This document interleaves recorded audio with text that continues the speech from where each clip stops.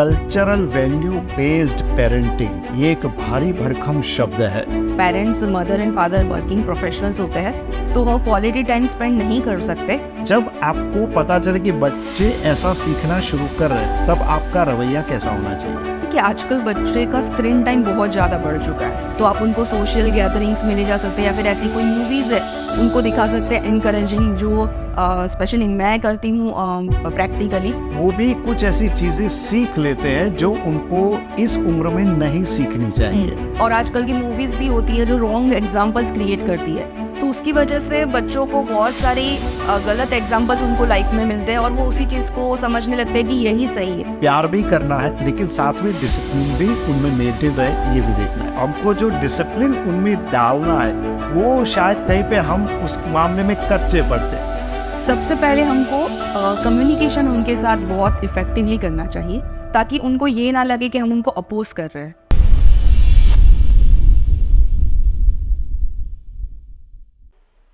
Hello friends, Kumar बास्कोप में आपका स्वागत है। मैं हूं आपके साथ कुमार। दोस्तों, मेरा 10 साल का बेटा है।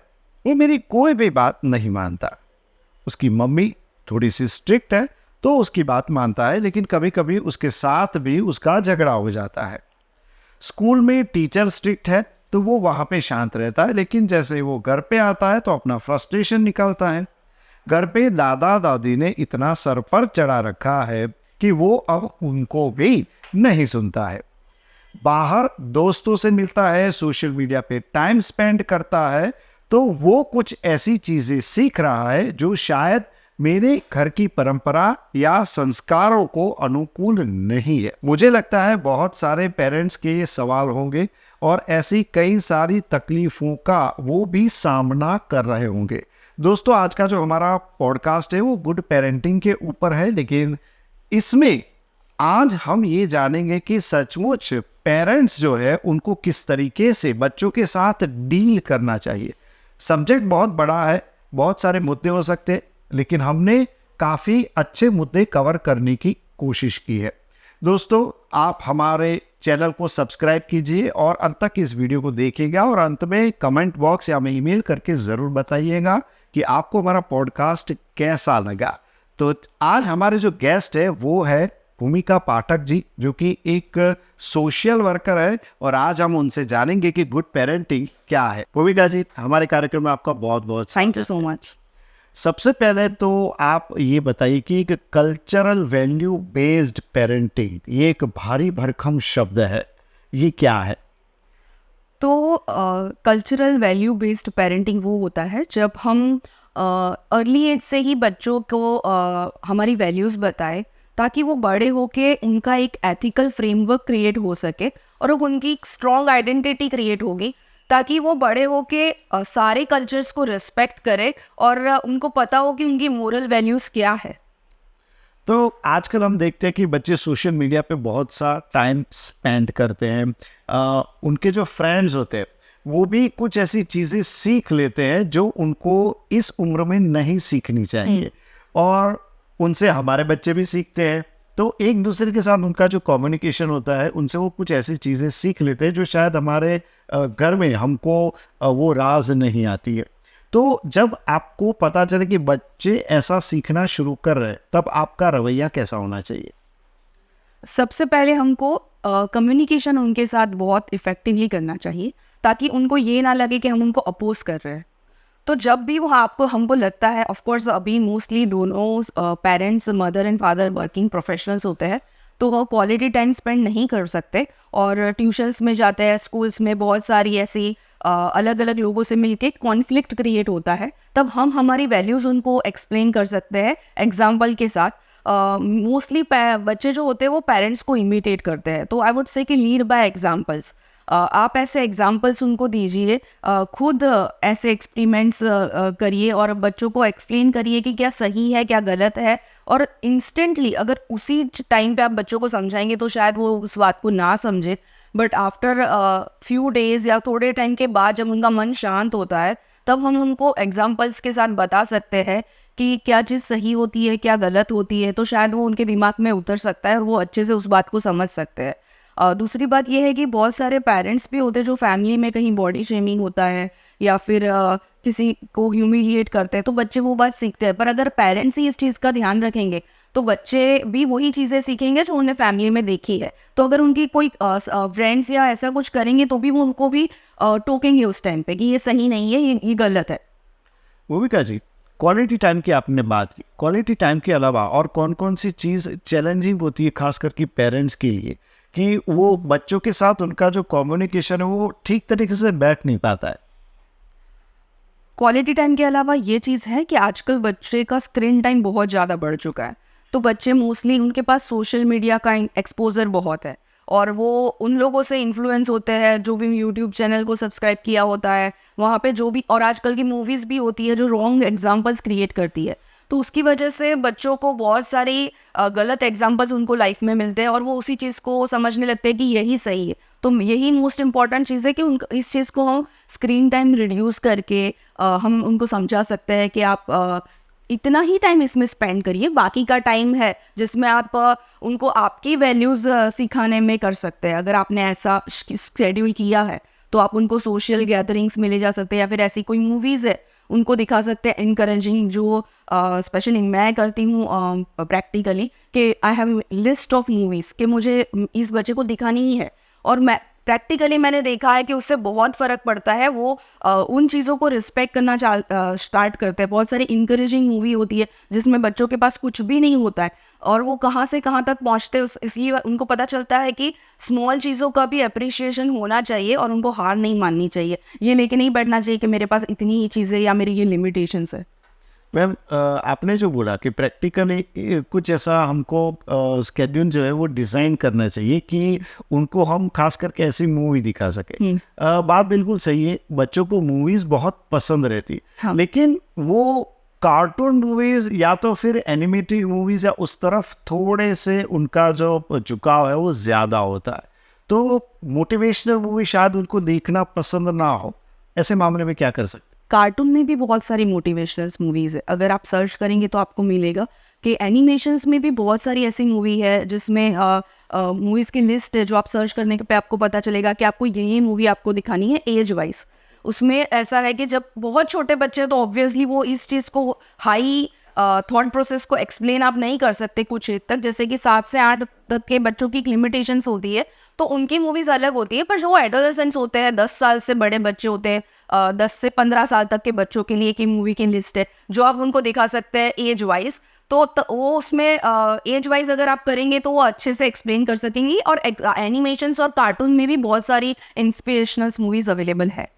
तो आपके हिसाब से अगर ऐसी मूवीज दिखाए जाए तो उनको बहुत ही अच्छा लगेगा। हाँ। क्योंकि लेकिन कई बार क्या होता है, कुछ बच्चों को एक्शन मूवीज ज़्यादा पसंद होती है, तो उनको अगर ऐसी शांत और इंस्पिरेशनल मूवी दिखाई जाए तो वो शायद उनको पसंद ना भी आए, ऐसा भी देखने को मिलता है। लेकिन आपने जिस तरीके का रवैया बताया कि कार्टून और एनिमेशन में अगर आप मोटिवेशनल हाँ, को है, डाल है। दो हाँ। तो शायद बहुत ही फर्क इंटरटेनिंग है, फन भी होता है, बिल्कुल। एंटरटेनमेंट होता है और वो बहुत कुछ सीखते हैं। जैसे फॉर एग्जांपल एनिमल्स के रिलेटेड कोई मूवी है, एक कोई टाइगर पे लायन किंग मूवी है, तो उसमें वो दिखाते हैं कि कैसे वो अपने पापा को रिस्पेक्ट करता है, वैल्यूज़ को समझता है, उनके ही फैमिली में कैसा फैमिली पॉलिटिक्स होता है, वो सारी बातें इंटरटेनमेंट और फन के साथ उसको समझाई जाती है उस मूवी में। भूमिका जी, सब अपने बच्चों से प्यार करते हैं, लेकिन आजकल जो है ना वो एक ओनली चाइल्ड वाला जो क्राइटेरिया है Yes. वो बहुत ही बढ़ गया है। तो हम प्यार शायद इतना कर लेते हैं कि हमको जो डिसिप्लिन उनमें डालना है वो शायद कहीं पे हम उस मामले में कच्चे पड़ते हैं। उसके लिए क्या करना चाहिए? प्यार भी करना है लेकिन साथ में डिसिप्लिन भी उनमें मेंटेन रहे, ये भी देखना है। फर्स्ट ऑफ ऑल मैं ये बताऊंगी कि अगर हमारा ओनली चाइल्ड है, एक ही बच्चा है, पर क्या आप ऐसा करेंगे कि उससे उसका स्ट्रगल छीन लेंगे? तो वो जब आप उसका स्ट्रगल छीन लेते हो ना तो वो बहुत सारी चीज़ें मिस कर देगा। क्योंकि आप जब हीरा घिसता है तभी वो ब्राइट होता है, तो आपको उसको स्ट्रगल देना ही देना है, हार्ड बन के भी। मैं ऐसा नहीं करूँगी कि मेरा एक ही बच्चा है तो मैं उसका स्ट्रगल छीन लूँगी। अगर वो चैलेंजेस नहीं फेस करेगा तो उसको सफलता का जो स्वाद है वो उतना अच्छे से नहीं आएगा। तो मैं एक डिसिप्लिन मेरा होगा स्ट्रिक्ट। सभी पेरेंट्स को बोलना चाहूँगी कि एक स्ट्रिक्ट डिसिप्लिन उनके लिए होना चाहिए, पर ऐसा नहीं कि पनिशेबल है।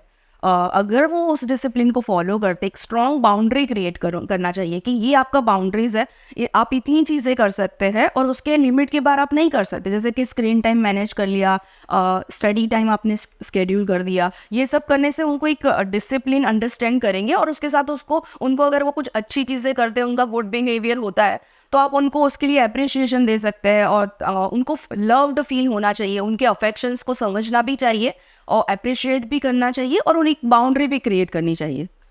भूमिका जी, आपने ये जो बात बताई कि उनका स्ट्रगल टाइम जनरली हम बात करते हैं कि भाई प्रोसेस है ना, वो कभी पसंद नहीं होती।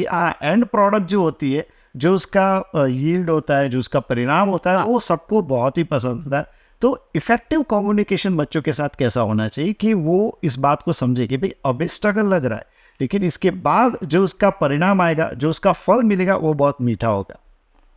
तो सब बच्चे का अलग अलग नेचर होता है। मोस्टली पेरेंट्स ये गलती करते हैं कि अपने बच्चे को दूसरों के बच्चे से कॉम्पीट करते हैं, कंपेयर करते हैं। बिल्कुल। पर हर बच्चा अलग होता है। तो मोस्ट इंपॉर्टेंट थिंग है पेरेंटिंग में लिसनिंग।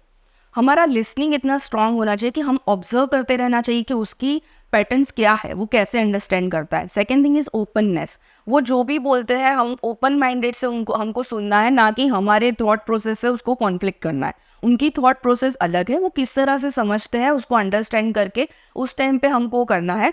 सेकेंड की थर्ड इंपॉर्टेंट थिंग इज कि उनको वो सेफ इन्वायरमेंट क्रिएट करना है जिससे वो विदाउट फियर ऑफ जजमेंट्स अपनी बात को रख सके।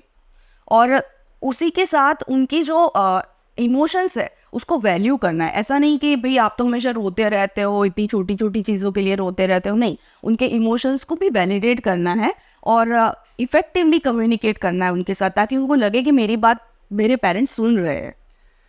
जैसे मैंने बताया कि ओनली चाइल्ड का एक पूरा एरा खड़ा हो गया। बच्चों को इतना प्यार करते हैं कि उनकी हर छोटी छोटी ज़रूरत हम आराम से पूरी करते हैं, उनको कुछ करने नहीं देते, उनके बदले हम उनका काम करते रहते हैं। इंडिपेंडेंसी अगर क्रिएट करनी हो, किस तरीके से की जाए? उसके लिए हम उनको छोटे छोटे टास्क देना स्टार्ट कर सकते हैं उनकी एज के अकॉर्डिंगली, जो टास्क वो खुद करेंगे। और छोटी छोटी प्रॉब्लम्स जो होती है उनके स्कूल के रिलेटेड या फिर उनके खेलने कूदने के रिलेटेड होती है, तो उस चैलेंजेस को हम उनको खुद फेस करने देंगे, ना कि हम उनकी जगह वो कर रहे हैं कि आपसे नहीं होगा हम कर लेते हैं। नहीं, भले जो भी परिणाम हो उसका, वो चैलेंजेस वो खुद फेस करेंगे और वो छोटे छोटे काम हम उनको देंगे। और जब वो काम कंप्लीट करेंगे ना, तो हम उनको अप्रिशिएट करना चाहिए, ताकि वो उनको एक फील गुड फैक्टर क्रिएट होगा कि हाँ हमने ये काम कंप्लीट किया, मुझे इसका अप्रिशिएशन में मिला, तो नेक्स्ट टाइम वो खुद से करना स्टार्ट करेंगे। मैम, एक चीज़ और है कि जब बच्चे बाहर खेलते हैं या स्कूल में दूसरे बच्चों के साथ इंटरेक्ट करते हैं, उनका जाति, धर्म, उनकी जो फैमिली की जो एक वैल्यू होती है, एक कल्चर होता है, बहुत ही डिफरेंट होता है। बच्चे कई बार उसमें एडजस्ट नहीं हो पाते, तो हमें उनको किस तरीके से ये डाइवर्सिटी में किस तरीके से एडजस्ट होना, ये कैसे सिखाएं? तो मोस्ट इम्पॉर्टेंट चीज़ है कि बुक्स जो होती है बच्चों की सभी की बेस्ट फ्रेंड्स होती है, तो उनको बहुत सारी बुक्स से इंट्रोड्यूस करना चाहिए। बुक्स के ज़रिए वो अलग अलग लोगों का मेंटालिटी, उनके कल्चर, उनके वैल्यूज़ को समझ पाएंगे। सेकेंड थिंग है ट्रैवल। जो ऑफ कोर्स बच्चे छोटे होते तो हम इतना ट्रैवल नहीं कर पाते, पर फिर भी जितना ट्रैवल वो ज़्यादा करेंगे ना, उनको अलग अलग लोगों का कल्चर पता चलेगा, उनके वैल्यूज़ पता चलेंगे। तो बुक्स और ट्रैवल के ज़रिए वो अलग अलग कल्चर्स की वैल्यू कर सकते हैं। और थर्ड थिंग के सोशल गैदरिंग्स में आजकल बच्चे आना पसंद नहीं करते, तो उनको थोड़ा इंकरेज हम कर सकते हैं कि आप आइए। जैसे कि अगर आप रिलीजियस विजिट्स कर रहे हैं या फिर कोई सोशल फंक्शंस कर रहे हैं, तो उसमें इनको इंकरेज करना चाहिए अटेंड करने के लिए, ताकि वो मल्टीपल लोगों को मिलेंगे और अंडरस्टैंड करेंगे कि हर अलग अलग लोगों के अलग अलग व्यवहार होते हैं, अलग अलग उनके कल्चर होते हैं। तो वो इस तरह से खुद का भी कल्चर को रिस्पेक्ट करेंगे कि नो शेम इन, अगर हम खुद की लैंग्वेज बोल रहे हैं तो इसमें कोई शेम नहीं है। सबकी अलग अलग लैंग्वेज है, सबका अलग कल्चर है, और हमको सब कल्चर और सभी लैंग्वेजेस को रिस्पेक्ट करना चाहिए। ये आपने बहुत अच्छी बात बताई। कई बार वो बच्चे जो है वो खुद की लैंग्वेज, बच्चे अगर अपनी लैंग्वेज के मीडियम में पढ़ रहे हैं और उनके सामने कोई इंग्लिश मीडियम वाला बच्चा है, तो उसको कई बार ये थोड़ी शर्म होता है कि भाई मुझे ये इंग्लिश इतनी नहीं आती है। लेकिन आपने जो बोला कि लैंग्वेज की रिस्पेक्ट करनी चाहिए, वो अगर बच्चों में कल्टीवेट हमको करना है तो किस तरीके से बच्चों को हमको सिखाना पड़ेगा कि भाई तुम्हारे लैंग्वेज की भी एक वैल्यू है, अगर तुम्हें इंग्लिश नहीं आती इट्स ओके, तुम सीख जाओगे, किस तरीके से? तो लैंग्वेज कभी बैरियर है ही नहीं। आप देखेंगे कि बहुत सारे सक्सेसफुल लोग हैं जिनको इंग्लिश नहीं आती है, पर इंग्लिश का एक फेक इतना वो क्रिएट कर दिया है कि जिसकी वजह से बच्चों को भी लगने लगता है कि मुझे इंग्लिश नहीं आएगा। हम पेरेंट्स भी ऐसा करते हैं कि अगर आपको इंग्लिश नहीं आता है तो आप सक्सेस नहीं हो पाओगे, तो आप उसको इतना प्रेशर नहीं देना है। मुझे नहीं लगता है कि लैंग्वेज कहीं भी बैरियर, आप किसी को भी देख लीजिए, सब लोग, बहुत सारे लोग हैं जो बिलियनर्स हैं, उनको नहीं आती बहुत सारी लैंग्वेज, बट स्टिल वो कभी उनकी लाइफ में बैरियर नहीं हुआ सक्सेस के लिए। उसके लिए माइंडसेट इंपॉर्टेंट है। आपका माइंडसेट क्या है, आप किस तरह से चीज़ों को, और लैंग्वेज क्या है कि मैं जो बोल रही हूँ, मेरे इमोशंस है, मेरी जो फीलिंग्स है, मैं उसको एक्सप्रेस कर पाऊँ अच्छे से, भले ही वो कौन सी भी लैंग्वेज में करूँ, सामने वाला अंडरस्टैंड कर रहा है, दैट इज़ इंपॉर्टेंट। अगर आप थोड़ी बहुत इंग्लिश बोल के भी सामने वाले को एक्सप्लेन कर सकते हो तो दैट इज़ ओके। स्टिल आपकी लैंग्वेज के अलावा भी आपको इंग्लिश आ रही है, 2 लैंग्वेज थोड़ी बहुत भी आ रही है, तो उसके लिए आपको खुद के लिए प्राउड फील होना चाहिए। मैम एक चीज़ और मेरे जहन में आ रही, मेरे साथ ऐसा हुआ था। कई बार पेरेंट्स इस इम्प्रेशन में रहते हैं कि अगर हमको ऐसा एक्सपोजर मिलता तो हम इतना अच्छा कर पाते।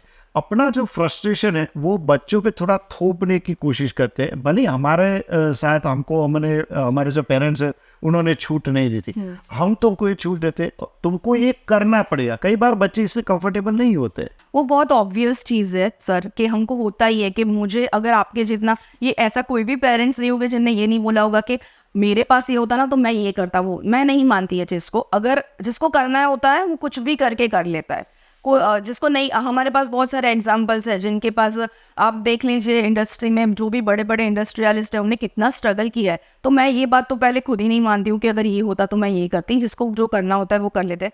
सेकेंड थिंग, हम हमारे बच्चों को वो कभी फोर्स ना करें, क्योंकि मैंने पहले ही बोला कि मुझे उनका थॉट प्रोसेस अंडरस्टैंड करना है कि वो क्या सोचते हैं। अगर हमारे पेरेंट्स भी ऐसा, भले हमको नहीं मिला, पर हम भी क्या वही रिपीट करेंगे कि हमारे बच्चे की थॉट प्रोसेस को नेगलेक्ट करें, वो किस चीज़ को इंपॉर्टेंस देते हैं। अगर आप उस चीज़ को इंपॉर्टेंस देने लगेंगे ना तो वो आपको इंपॉर्टेंस देने लगेंगे कि इनने, वो मेरी इमोशंस को समझ रहे हैं, तो शायद वो आपसे बहुत ज़्यादा कनेक्ट होंगे और आपकी बात को शांति से समझने लगेंगे कि नहीं, इनको ऐसा नहीं है कि मेरा माइंडसेट अलग है, स्टिल मेरे पेरेंट्स इसको रिस्पेक्ट करें। वही मैंने बोला कि हम छोटी सी चीज़ों को, जो भी वो कर रहे हैं उसको अप्रिशिएट करें और उनको वैलिडेट करें, उनके इमोशंस को, कि आपको जो फील हो रहा है मैं समझ सकता हूँ ये चीज़ को, और आपका इतना लिमिटेशन है तो आप इतना करिए और अप्रिशिएट करिए। उसके साथ ही आप उनको इंकरेज कर सकते हैं कि आप छोटी चीज़ों से भी बहुत सारी चीज़ें हासिल कर सकते हैं। भूमिका जी, आप हमारे साथ जुड़ी और आपने गुड पेरेंटिंग के बारे में जो बताया उसके लिए हम आपके बहुत बहुत आभारी हैं। Thank you so much. Thank you. दोस्तों, ये थी भूमिका पाठक जी, एक सोशल वर्कर, और उन्होंने गुड पेरेंटिंग के बारे में बहुत ही अच्छी अच्छी बातें बताई। क्वालिटी टाइम में बातचीत करने के अलावा उनके साथ थोड़ा सा पिकनिक मनाना, थोड़ी सी टूर करना, उनको डिफरेंट कल्चर्स के बारे में बताना, उनका जो कल्चर है उसकी वैल्यू करना भी सिखाना, ये सब बहुत ही मायने रखने वाली चीज़ है। आज का हमारा पॉडकास्ट यही ख़त्म होता है, अगले पॉडकास्ट में मिलेंगे, तब तक थैंक यू।